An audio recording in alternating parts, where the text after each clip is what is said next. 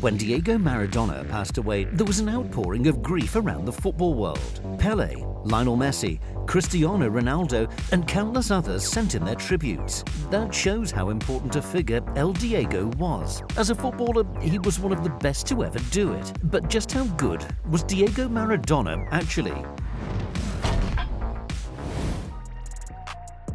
If you looked at Maradona, you might not think he was a footballer. He was short and stocky, and he didn't always look like the most natural athlete. But with a ball at his feet, he was a genius. Maradona was nicknamed El Pibe de Oro, the Golden Boy, in Argentina. He inspired his country to World Cup glory in 1986, then led them to runners-up spot in 1990. At club level, he played for Argentinos Juniors, Boca Juniors, Barcelona, Sevilla, and Newell's Old Boys. But he's most famous for his time at Napoli. The club from the south of Italy had never won Serie A before Diego arrived in 1984.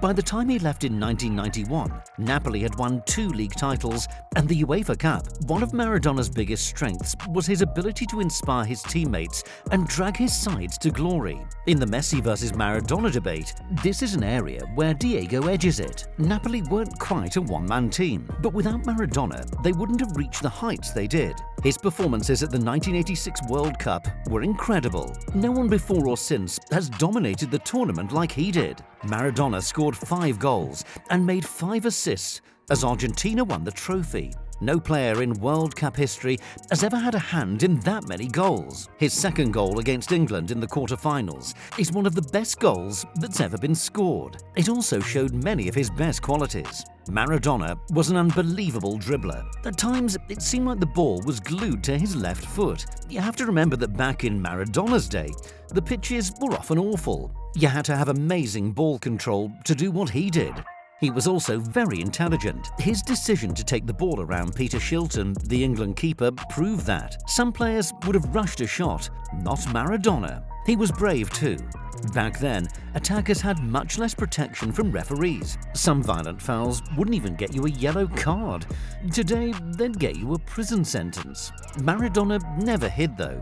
He always wanted the ball, even though he knew he might get hacked to pieces. We shouldn't forget Maradona's passing ability either. He was an expert at playing accurate through balls. Sometimes he combined his dribbling and passing in the same move. Just look at this assist for Claudio Caniggia against Brazil. Oh, and he was pretty good at Rabonas too.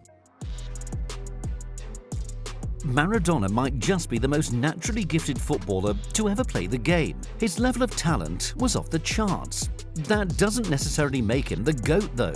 He's definitely in the conversation, but a couple of things count against him in that debate. First, he wasn't quite as consistent as players like Pele, Lionel Messi, or Cristiano Ronaldo. His career at the highest level was basically over by the time he was 30. He did play at the 1994 World Cup when he was 33, but he was thrown out of the tournament after failing a drugs test. Maradona scored 38 goals in 58 games for Barcelona. That's a pretty good record, but he never really settled at the Camp Nou. Even at Napoli, there were times when his form dipped. Off-field problems didn't help.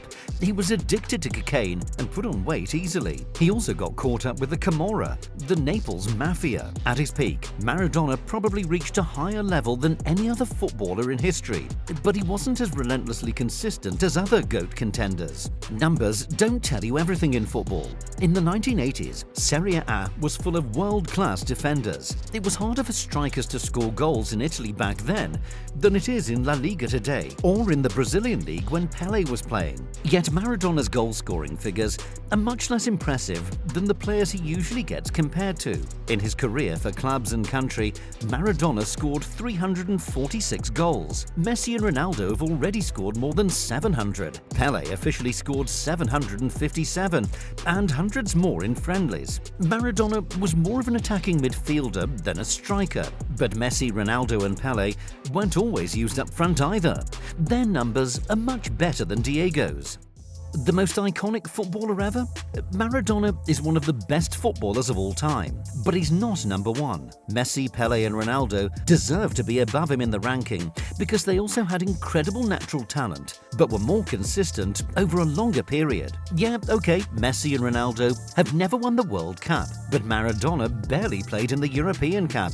never mind winning it. Messi's won it 4 times, and Ronaldo's won it 5 times. Pele's critics will say he never did it in Europe. But football was different back then. The South American game was much stronger than it is today. Pele won 3 World Cups and starred against European clubs in high-profile friendlies. Maradona is out in front in another debate though. He's easily the most iconic footballer of all time.